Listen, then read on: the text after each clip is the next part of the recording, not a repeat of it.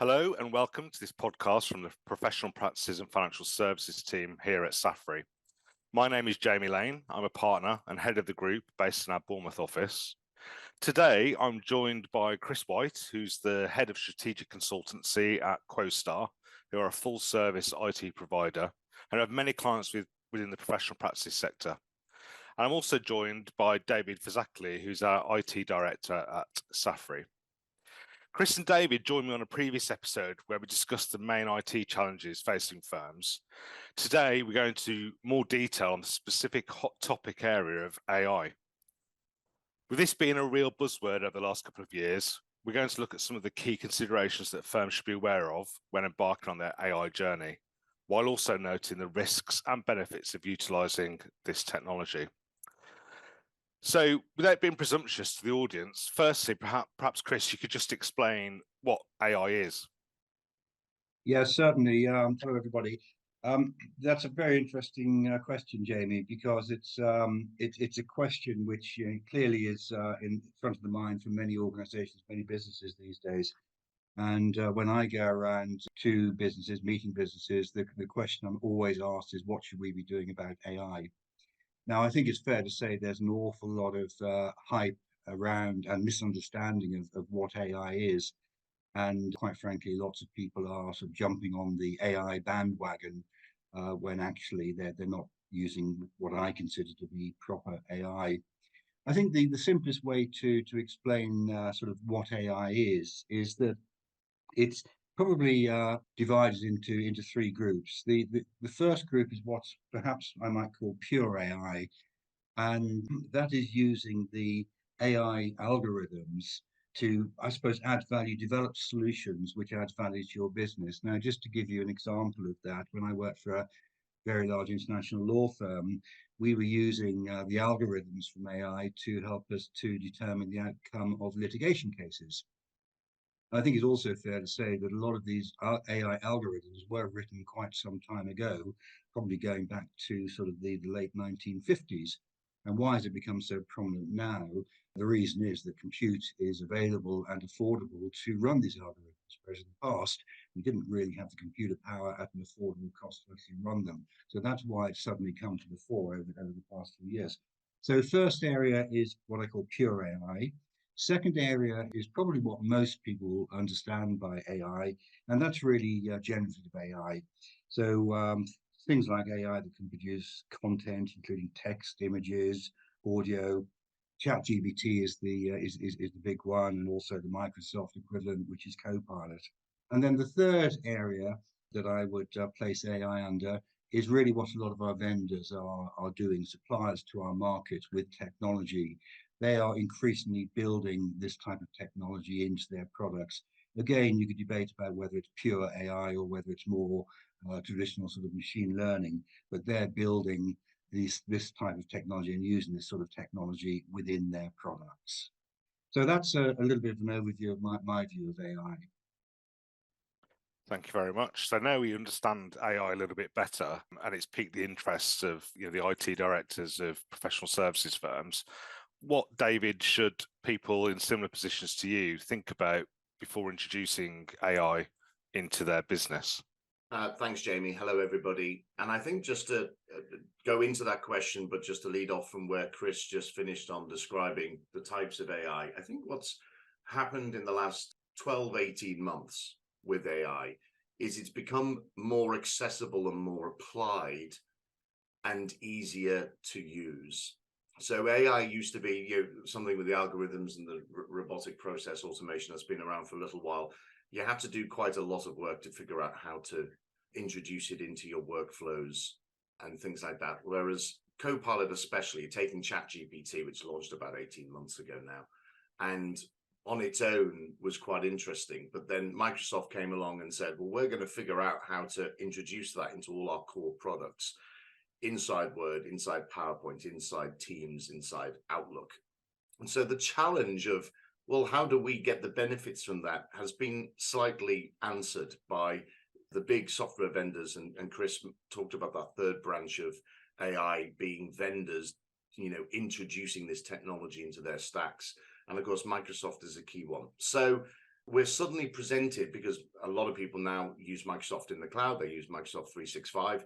You pay the license fee and it's just available and it's just there. It's very accessible. But that therefore then presents the challenge to all firms and IT directors like myself, which is it's just out there, it is available. And now we've got to almost play a little bit of catch up. The demand is from people saying, let's have this right away. I'm using this at home. Why can't we have this at work? So there's an increased pressure. And like Chris said, there's a lot of chatter about people saying we don't want to get left behind. What are we going to do? So there's a lot of voices from different sort of sectors and different people talking into us. So my biggest fear 18 months ago, and it's less of a fear now because there's more clarity about what to do, is before you go and start installing Copilot in anything and saying to people, run away and use it, you've got to do a number of things. First of all, you've got to think about your quality of data. Now, sure, it can go out to the internet, but actually, even if it's looking at your own data sets, as it should do, how good is your own data? So I'll give an example. Let's say you've got an intranet where you've got 10 years worth of data on your own internal intranet. You've probably got legacy information on that intranet, which is very interesting historically, but is not the most up-to-date sort of document you should be looking at. Well, you could be using Copilot for search and other things, and it looks at all those data sources and presents things back to you, when actually all you want is the most up-to-date piece of information and the most relevant policy or the most active policy, not something that was there sort of 10 years ago, although that might be interesting. So getting your data in order, right, is very important. And also who sees the data. So individual security of individuals accessing the right things and not the wrong things, because the Copilot will and other things will do a very efficient job of going to find all the information it can that it thinks you're allowed to see. And that means you've got to have done a very good job and making sure that your security is great. I suppose the other way I could put it is this: is a human being might not know that there's things that they can see, and they might not know where to look in order to find information that is out there. The AI now integrated into products means the AI will brilliantly find it all. So you've got a job to do first to make sure your data is structured right, it's profiled correctly. I think they call it labeling. Individual security is sort of set up correctly, that people can see the things they should see and not. And you've got to prepare yourself. You've got to look at your data and your systems and security first. That's without then talking about what the business case is. So that's so there's one sort of set of preparedness exercises. And then there's but what do we, just because you can have something doesn't mean that you should do that thing. So if we're having it in Teams, let's say it's Copilot in Teams, well, what's the business case? The business case is probably we all have meetings and we all have actions, and the Copilot can do a very good job at taking that transcription and turning it into very sensible notes that you can sort of use. There is a business case that can probably save lots of people having to manually take sort of notes, and it's very accurate. I've used it myself. It's very good. So you have to think of the business cases. But to summarize, yes, you could just throw it in. I don't think that's great for professional service firms. I think that's a bit dangerous for probably different in different sectors. I think for us, we have to think of our data carefully, its structure, its relevance, and the security of it, and then start thinking about business cases and having pilot groups or little hackathon groups that can go and trial the business cases for you. David, just as a follow-on to that, the common misconception perhaps from the fee earning community in professional services firms is that you as the CTO, IT director has all the answers. How comfortable are you at the moment around AI? Getting more comfortable, but 18 months ago, I was like, crikey, people start saying, well, ChatGPT, can we have it? And we're like, okay, well, because it was released to the market to everybody simultaneously. I think, and Chris might reflect on this as well, a decade ago, technology would sort of come to us first, and we had time to figure things out ourselves. Certainly, with mobiles and smartphones and integrating that, we could play with it for a while and we could figure things out and come up with business cases. But we had to install things in order to integrate things. This is a different world where it's just released and everybody finds out at the same time, including the IT directors, So I felt like I was scrambling 18 months ago, and my concern was I didn't feel personally informed enough. But I've spent and I've quite enjoyed the process actually in the last 12 months, really looking into what other people are doing. Microsoft have been hosting symposiums and seminars themselves. I've been attending those. I've been attending accountancy forums, legal forums, speaking to other firms that have the same challenges, my peers in other firms, and beginning to build a picture in my mind. So when I talk about the data approaches and things, it's because I've been listening to what's worked well or not worked well in other firms. And there's also some vendors out there now who are Microsoft certified who are helping in our get ready, our preparedness stages. And we're using some third parties who are coming in and consulting and advising us. So it's feeling a bit better, Jamie. Better than it was 12, 18 months ago when I was mildly panicked. Now I'm like, okay, I think I've got my head around this. Excellent. It's good to hear. Yeah. Chris, in your role, you speak to lots of different firms, lots of people in David's role across professional services. I think there's a feeling that from a strategy perspective that everyone's got to be all over AI, otherwise they're missing out. What's the reality on the ground in terms of how much people are looking at AI? Where are they on the journey? Yeah, I think overall there's probably a lot less progress being made in businesses with AI than you might expect by reading the headlines. Said earlier on, there's an awful lot of hype and froth around AI, and David mentioned the whole FOMO thing, fear of missing out. Everybody else is doing it, and we're not. I think the truth of the matter is that most organizations, most businesses are in professional services are thinking about it. There's no doubt about it, and quite a lot of them are experimenting with it. But I think the picture that some people might like to put across that everybody's doing it and you're the exception by not doing it is very far from the truth. And I think we more and more people will be adopting this. If you're not doing it now, I don't think you are going to be left behind. Now, clearly, I think you should be thinking about it, but you're not going to be left behind. But just picking up on a point that David said, where it sort of fits into the organization, I think we should consider it as another tool in the armory of sort of the CIO, the IT director. So, IT, we provide a lot of services to our businesses, from financial accounting type systems, Microsoft Office type products, all those sorts of things. AI is another tool we've got. And I think what we should be doing is working out how that is going to fit into our overall IT environment. So it's not, it shouldn't be considered to be a separate thing. It's just another tool we have access to. So that's where I think we are. So I say, if you're not doing it, don't worry, you're not being left behind because lots of people are not doing much around it. The approach, I think, is a little bit experimental, particularly around sort of the Gen AI, the Copilot, the ChatGPT. A lot of firms that I work with are giving the tools to a small pilot group of people and essentially saying, right, here we are, here's a tool, go and work out what we can do with it. So it's quite an experimental type approach. And I think curating your own knowledge, I'll call it that, is quite important. Copilots and other things going out to the internet can bring you all sorts of results, which can range from the spot on to the bizarre. Okay. But actually, if you're using it against your own data sets and you're curating your own knowledge properly, Microsoft call it Microsoft Graph, but it's effectively the place where you store and collate all your own knowledge. If you do a very good job at that, then there's no reasons you can't be getting good quality, high quality results out of the information that comes back out. And that's what I said. That's one of the things you've got to do to prepare. You've got to do that exercise. You can't just assume it's going to be a miracle pill and it's all going to work, because it won't. And then that can put you off it when actually it's because you've not done your homework right and you've not done your preparation right. So there are ways on this. I think there's great opportunities, though. In the accountancy sector, we have a lot of young people who come and work for us straight from school and college and all the rest of it. And they don't want to be doing data entry anymore. They're intolerant of it. And when you work in firms like professional service firms and where data and working with clients and client data is very key, that there are opportunities to simply automate a lot of the data crunching, the number crunching, the bits that people that our younger generations just get bored by, that it's not interesting work.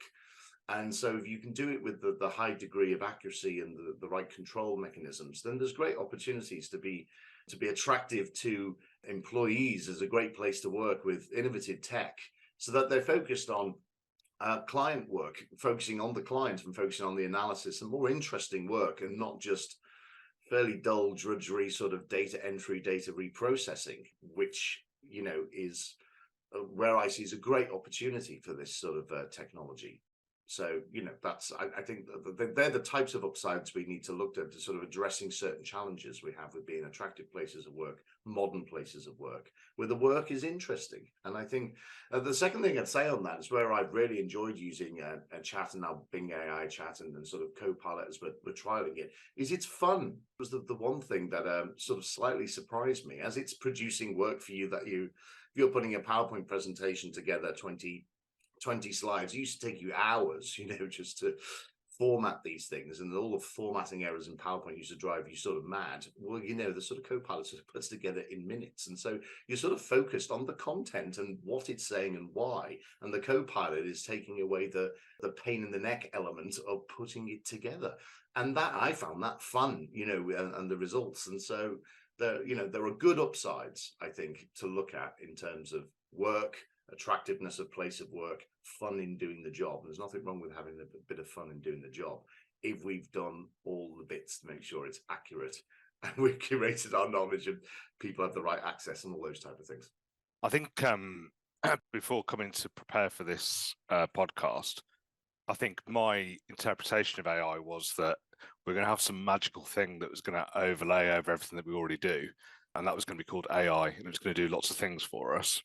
And I think, talking to you both, preparing for this, what struck me was that actually one of the things that perhaps firms should be really paying attention to at the moment is actually what their vendors, for their, I think you would call it a software stack, are actually doing. So strategically for their vendors, what is on their plans for AI? Because rather than us going to AI, actually for a lot of firms, it might be that AI naturally comes to them. What do you think about that, Chris? Yeah, I think that's right. I think, increasingly firms are, I call them consumers of technology rather than providers of technology. So, there are not many firms that are running their own sort of IT stack now, or developing systems, those sorts of things. Increasingly, we're going to third parties for, be it for applications, be it to host our environments for us. So increasingly, that is the model. We might be working with managed service providers, might be working in the cloud, software as a service type products. And I think it just becomes part of the selection process. When you're looking to see what technology is right for your business, you'll go out, do your due diligence with the appropriate vendors, and how much they're using modern technology, up-to-date technology like machine learning, like AI, and the benefits that can actually deliver to your business is increasingly important. And that's something you'll do when you're going through a selection process. Clearly, the areas around security of all of this. David's talked a lot about sort of getting your data in order, making sure you've got the right controls, the right security around that, so only the right people can access it, or authorized people can access it. It's as important when we're looking at vendor solutions to ensure they've considered all of those points as well properly, so we know what we're actually buying into. But I think product roadmap has always been a big influencer in terms of which vendors I work with. I don't want to buy into obsolescence. And quite frankly, any vendor worth their salt these days is taking this stuff very seriously and looking at how it can be integrated into their systems and add value to their clients. And Chris, I don't know if you agree with me on this, but I think where there's winners and losers and those left behind, I think it's less businesses like ours and it's more the vendors. The vendors are not investing properly in how they integrate with the AI platforms that are already out there, or having their own roadmap.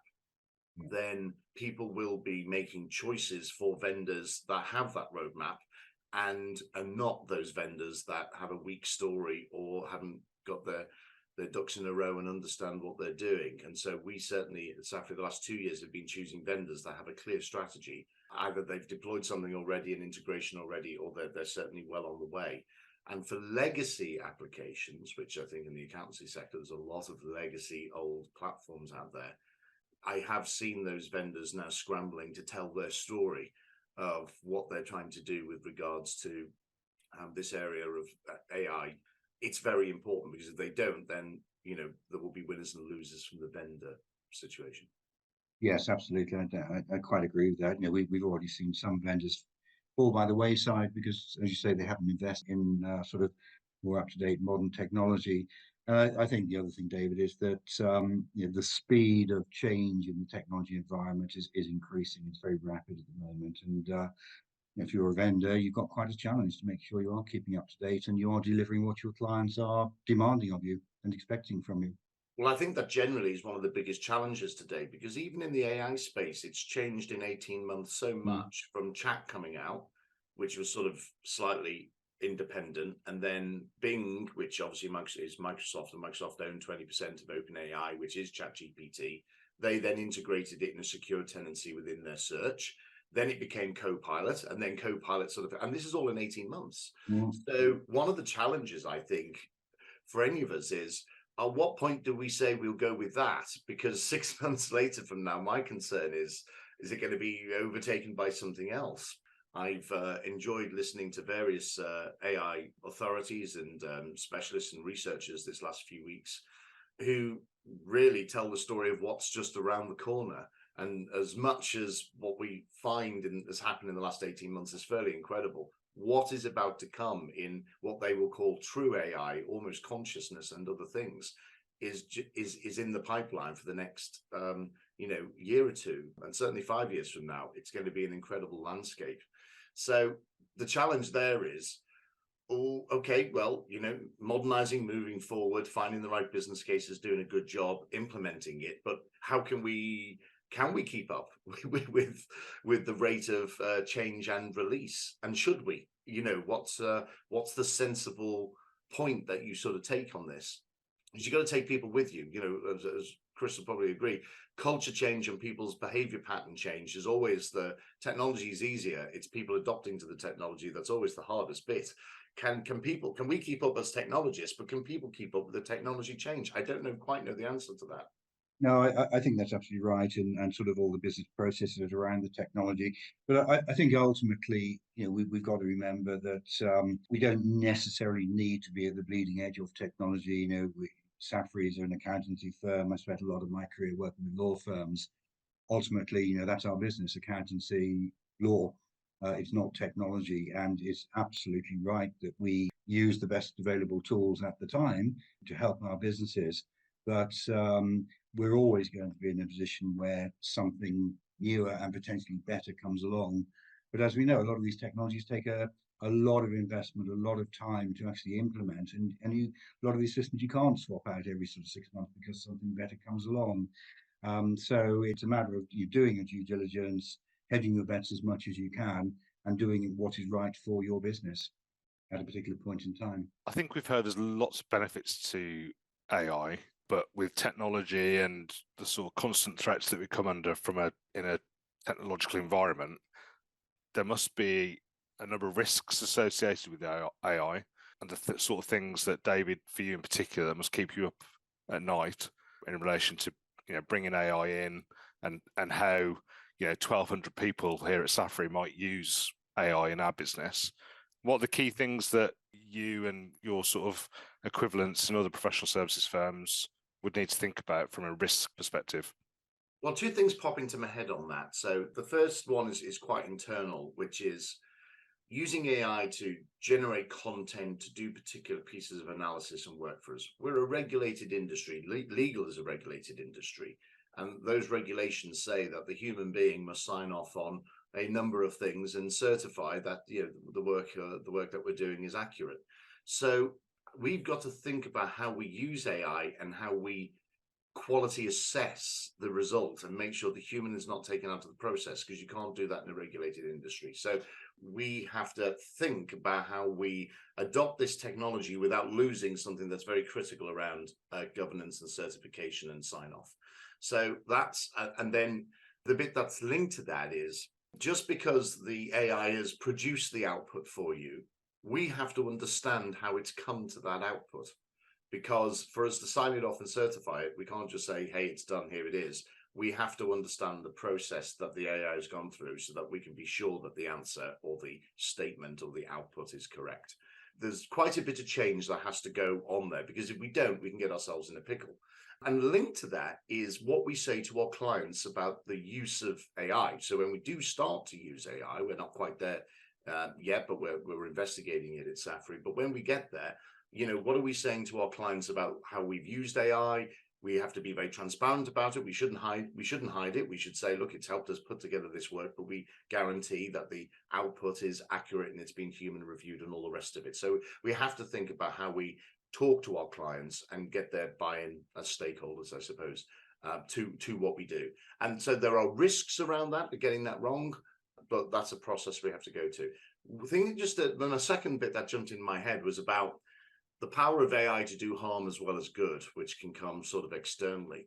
And I'm thinking about the cyber criminals. I'm thinking about those that we hear of deep fakes on the internet and social media, which is generated by AI, and false news stories which are so accurate or so seemingly genuine because the AI is the algorithm, they're getting better and better. So it's very hard to understand fact from fiction. So one of the things that I've got a watching brief on is, where are the threats coming from, where it's criminal gangs and others and state actors, but using AI to almost, attack the AI and the other things that you've got, because that's a real thing and it is becoming more of a real thing. So, I don't know what the answer to that is, except I just know it's something that we have to be very mindful of and watch and have to adapt somehow to defending ourselves. So some of that's internal, some of it's external.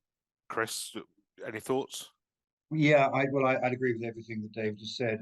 I think the key thing is that this doesn't actually change, because we're using AI to produce documents, accounts, whatever it might be. It doesn't actually stop the personal responsibility we've got for the accuracy of that information we're providing. From a client's point of view, from a regulator point of view, we're responsible for that content, and we've signed it off to say it's right. Is no defense to say, well, sorry, it was Copilot that produced that or whatever. I was talking to a partner of quite a large law firm recently, and they're experimenting with Copilot.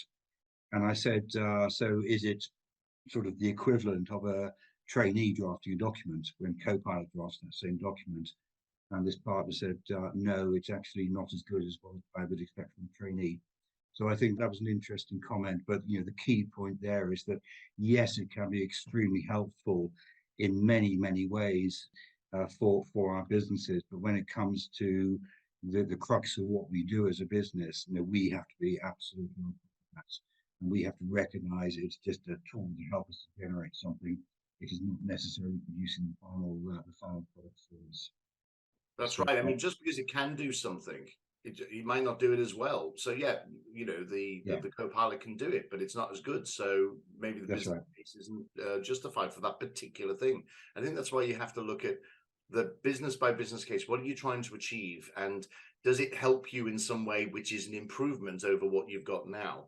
Not just use it just because it can do something. We really have to qualify the business benefit as advantageous by using this, rather than it's just the same or not as good. So these are very valid concerns when looking at business cases.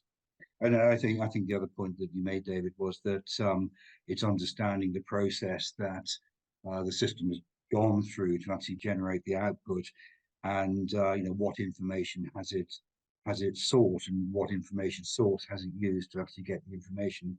Copilot is a more controlled environment, and you talked a lot about making sure your data is correct. But something like ChatGPT, broadly goes out to the internet, collects whatever information it can get hold of, and you've got no idea around sort of the accuracy of that information. But you've got potential copyright issues there, confidentiality issues, and all of those sorts of things. So you've got to be very, very careful. And also, I believe with something like ChatGPT, if you actually produce a document using that technology, it pushes it back out into the public domain again. So you've got confidentiality issues around this. Now, all of these sorts of issues are being, I suppose, looked at and tightened up as new generation AI comes along. But these are things we need to be absolutely aware of. And I think our job, David, as sort of heads of IT and CIOs and things like that, is to make sure people are aware of what they're getting into, and we've got necessary controls around the use of this technology. So, final thoughts from each of you. Obviously, ChatGPT launched about 18 months ago, I think. So we have come a long, long way in 18 months. So it'd be good to hear from each of you. What do you think we will see in terms of AI in 12 months' time? Maybe David, you could kick us off.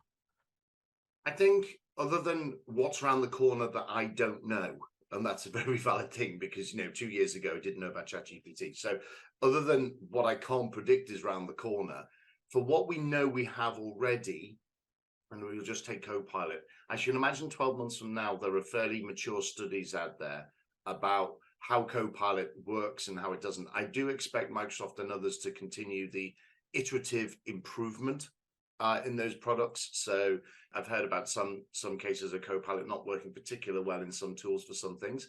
I expect those things to improve as they sort of work on it. It's not static. So I think we'll see and learn from other firms, including the work we do ourselves. We'd have probably probed a handful of business cases where we prove something and put something in, and we're beginning to see the benefits. So I think that's the combination of things. 12 months from now, some clarity on some business cases that we've been able to prove and put in, and some improvements in those product stacks, which have dealt with some quality issues or some concerns around data. So a maturing of the market and some thought about how we apply it, and learning from others about the successes and failures and sort of guiding our principles. I do expect 12 months from now there to be something new released that we go, well, what's this? So there's going to be a bit of that as well. And Chris? I agree with David. I think we will see the market maturing. I think we will gradually see a lot of the hype around AI sort of start to decline a little bit. So it's less sort of headline, but more sort of business as usual, the way we actually do things. I think we'll see a lot more of the traditional vendors that we use start bringing products to market which incorporates AI to the benefit of our businesses. But again, if we think back to other technologies which have come to market over the past few years, cloud, that was all hype to begin with, and all over, it was going to change the world sort of thing. Then machine learning came along. Now we've got AI, and there will be something else. But don't get me wrong, these are all very, very valuable technologies. But what we need to do is work out how it can actually benefit our businesses and how we can use it. I'm not a believer that it's going to take over the world like some people are predicting and make us all redundant. I think it would be a very, very useful tool to assist us in what we do, but not replace us. I do think it's a game changer, though. I'm not challenged to Chris on that a little bit. If we think of microchips and computers, big seismic change, then Windows and Windows-based systems as they integrate, then the smartphone, the internet. These are big milestone points, and I think this is one of those big milestone points. I think it was Bill Gates himself who said this is as big as Windows. In terms of how it's going to change things. The speed at which it sort of changed, that's open to debate and discussion. It won't be quite as rapid, but I do think it's going to be that type of milestone change that we'll look back on and say, life was before these generative tools and post these generative tools will be a milestone point, I think. Excellent. Well, thank you to Chris and David for joining me today. It's clear that AI is going to move at pace, not only in the next 12 months, but beyond that. And there's lots of things to think about and lots of things to navigate. And firms will have to pivot to a degree, by the sounds of it, in terms of implementing AI into their sort of everyday practices. So to close out, just to remind everyone that Safri provide a range of tax compliance and business advisory services to professional practices and financial services specialists. And if you'd like to find out more about how we could help you and your business, then please visit our website at www.safri.com. Thank you very much.